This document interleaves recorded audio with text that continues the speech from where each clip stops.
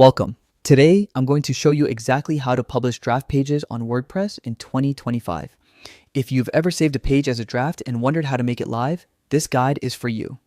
First, open your web browser and go to your WordPress site. Click the login button, usually in the top right corner, and log in using your credentials or even your Google account for quick access. Once logged in, navigate to the Pages section in the menu.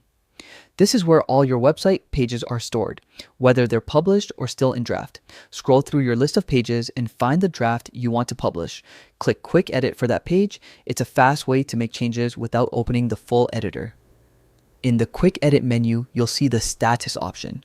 Right now, it's set to Draft. Click it and select Publish instead. This change tells WordPress that your page is complete and ready for visitors. Make sure everything is finalized because once published, it's live immediately. After selecting Publish, hit the Update button to save your changes.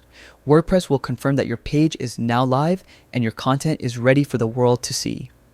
And that's it. Publishing a draft page on WordPress is that simple. With this method, you can manage your site confidently and keep your content fresh.